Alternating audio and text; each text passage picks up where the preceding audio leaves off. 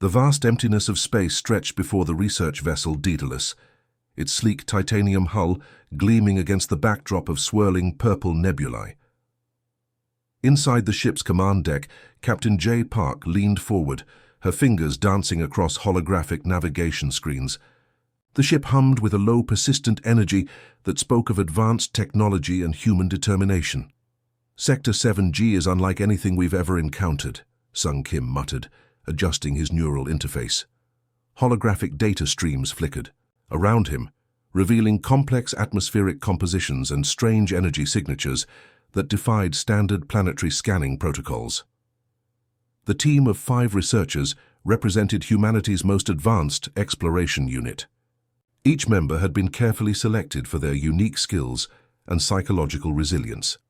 Hai Choi, the medical officer, ran her final diagnostic checks on their environmental suits, cutting-edge protective gear designed to withstand extreme planetary conditions. Suddenly, the ship's quantum sensors began to pulse with an unusual rhythm. Something was watching them, detecting multiple non-organic movement patterns, the ship's AI announced in a calm, neutral tone. Recommendation: proceed with extreme caution. Jay's hand instinctively moved to the communication panel. Maintain standard approach vector, all systems on high alert. As they descended through the planet's dense atmospheric layers, the purple mists outside began to swirl with an almost intelligent movement. Bizarre crystalline formations jutted from rocky landscapes, reflecting light in impossible geometric patterns. Strange biomechanical structures that looked like a cross between machinery and living organisms dotted the terrain. Without warning, a massive energy pulse erupted from beneath the surface. Hundreds of iridescent darts, each looking like a perfect blend of organic matter and technological precision, shot towards the research vessel. "Defensive shields," Jay shouted, her training kicking in instantly. The ship's protective systems activated, but something was different. These weren't standard projectiles. They seemed to adapt, changing molecular structure mid-flight to penetrate their most advanced technological defenses. 2 team members were struck instantly. Their environmental suits, which had protected humans in some of the most hostile environments imaginable, failed completely. The victims collapsed, their bodies entering an immediate and terrifying biological shutdown. Sung Kim's hands moved with lightning speed, analyzing the projectile's composition. "These aren't just weapons," he whispered.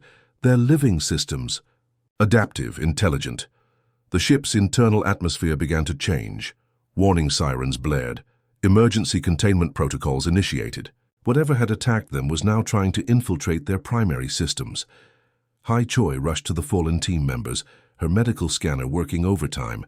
The readings were unlike anything she'd ever seen. The projectiles weren't just weapons. They were complex biological agents, designed to neutralize human life with surgical precision. "We're dealing with something beyond our current understanding," she reported, her voice steady despite the chaos. Jay knew they had moments to make a decision. Retreat wasn't an option.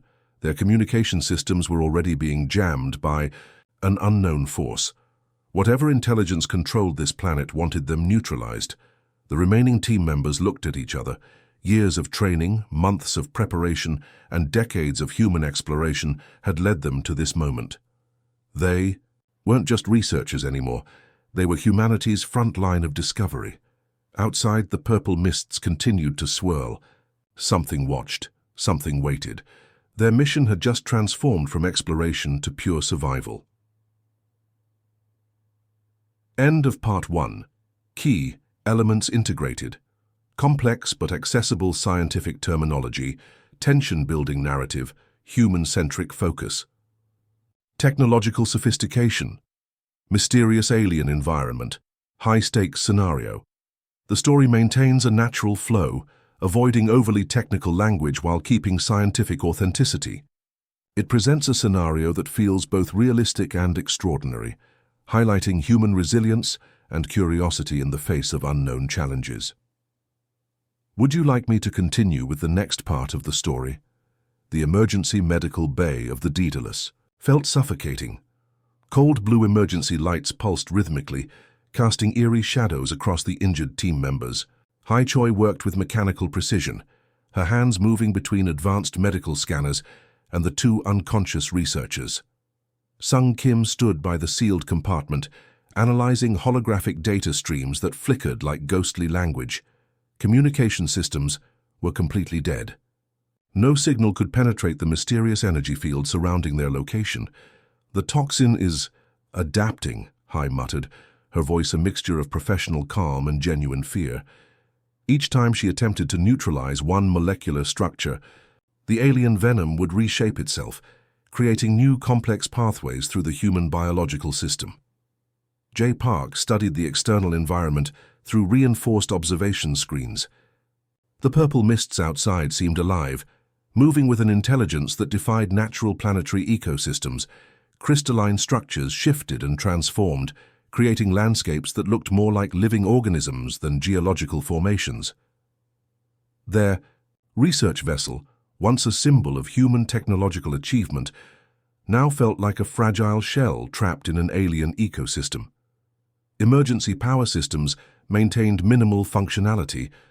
Oxygen recycling was operating at 62% efficiency, which meant they had approximately 36 hours before critical resource depletion. "We're not just isolated," Sung explained, tracing complex energy patterns on his holographic interface. "We're deliberately contained. Something is studying us." The two injured team members showed strange physiological changes. Their skin occasionally flickered with iridescent patterns, similar to the alien projectiles that had initially attacked them. Muscle tissues responded to stimuli in ways that defied standard human biological responses. Hai's medical scanner revealed microscopic nanite-like structures moving through their bloodstream. These weren't standard biological invaders. They were sophisticated technological entities designed to interact with human cellular structures. "It's like they're mapping our biological systems," she whispered, more to herself than to her colleagues. Jay understood the gravity of their situation. This was no longer a research mission. This was pure survival. Every decision could mean the difference between escape and complete biological assimilation.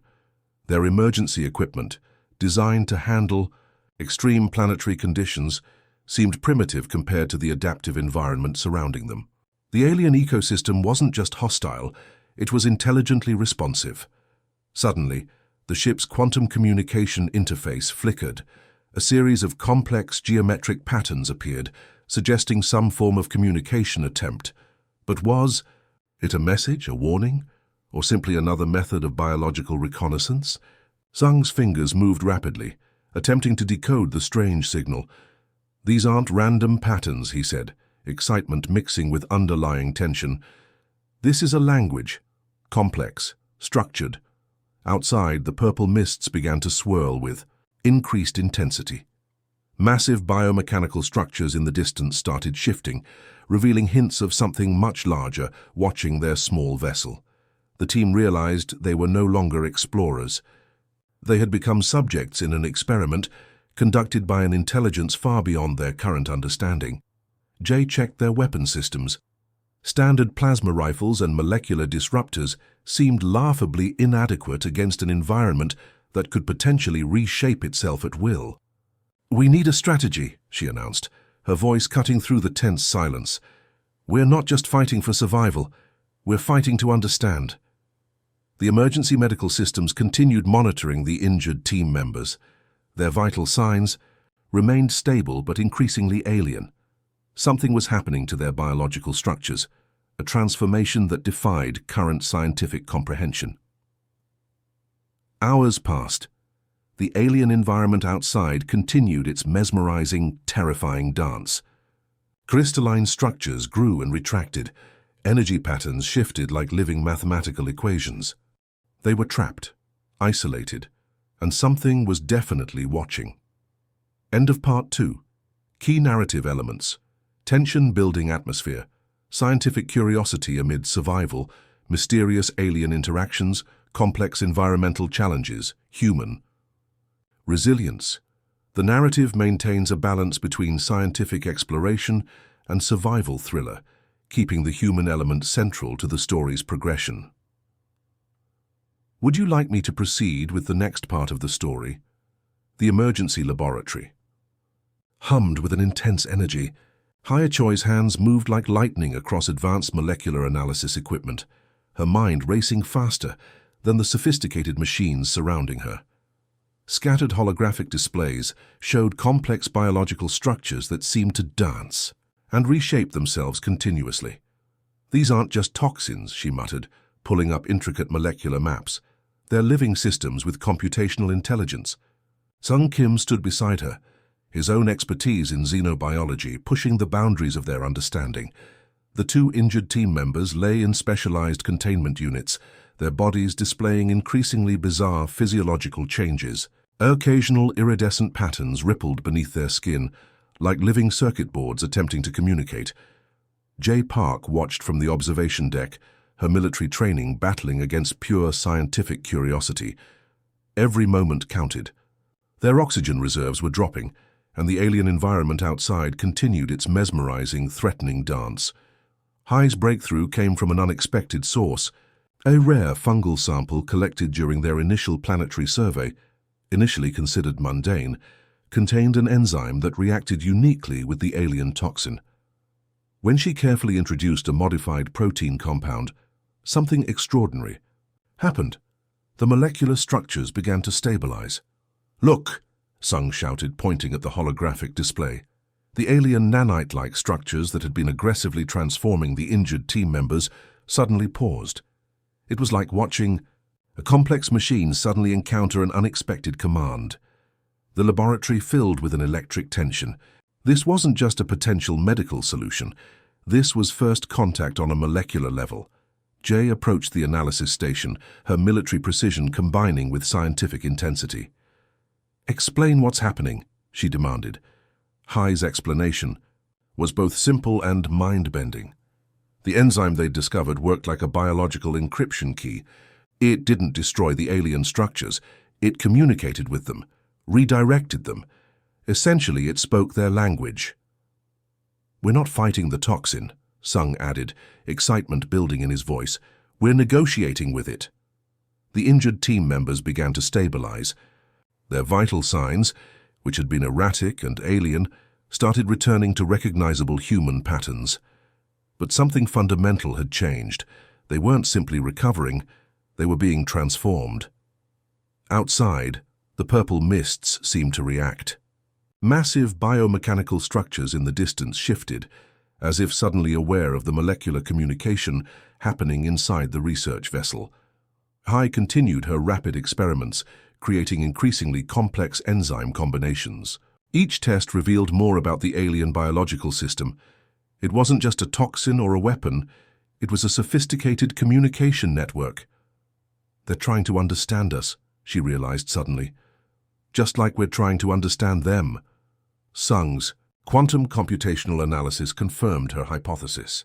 The alien structures weren't attempting to destroy human biology, they were attempting to comprehend it, to communicate through biological transformation.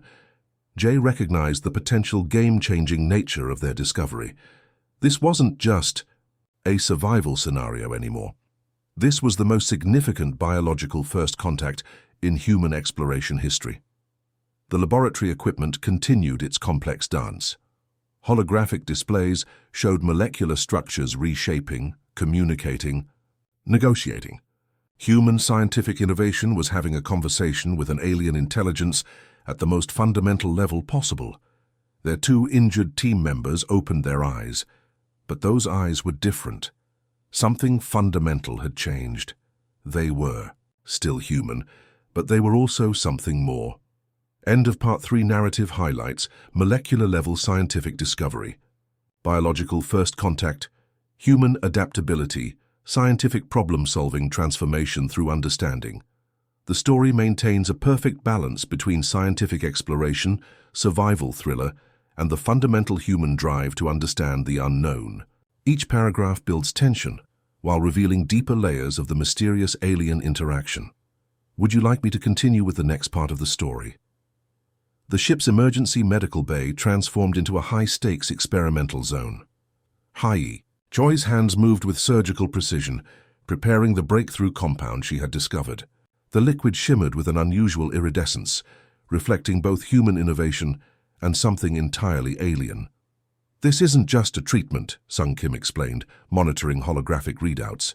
"It's a biological communication protocol." The two previously injured team members watched with intense focus.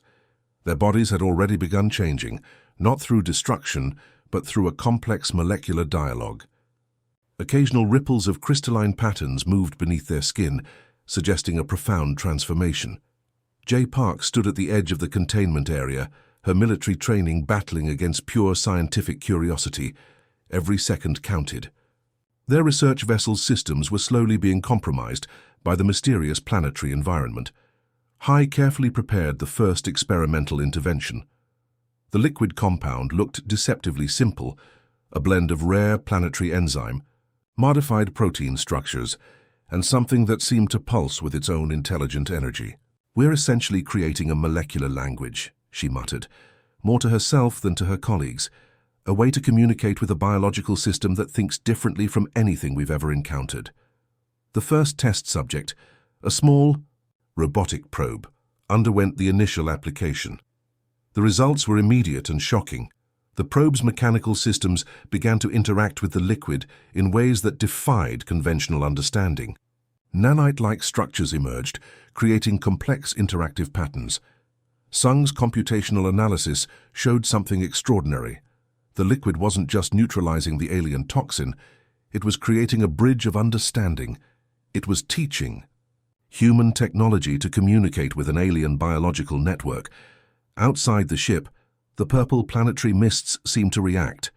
Massive biomechanical structures in the distance shifted, creating intricate geometric patterns that suggested some form of complex communication. "They're watching," Jay observed, her voice a mixture of caution and excitement.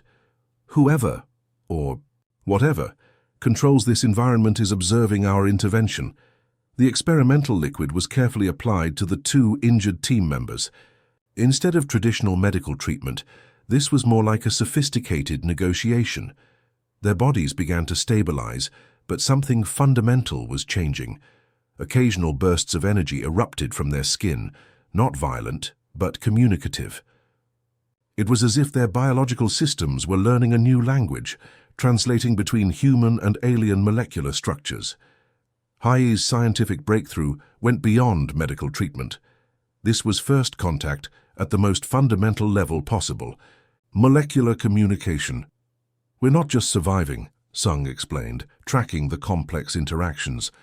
"We're establishing a dialogue with an intelligence that thinks in ways we've never imagined." The ship's systems began to respond differently. Emergency protocols that had been struggling now seemed to integrate with the planetary environment. It was like the entire vessel was learning to breathe in a new atmospheric language.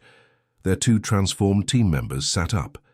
Their eyes held something different, a depth of understanding that went beyond human perception. They weren't just survivors. They were translators. Jay recognized the profound nature of their discovery. This wasn't just a scientific breakthrough. This was a fundamental reimagining of biological interaction. The purple mists outside continued to swirl, now feeling less threatening and more curious.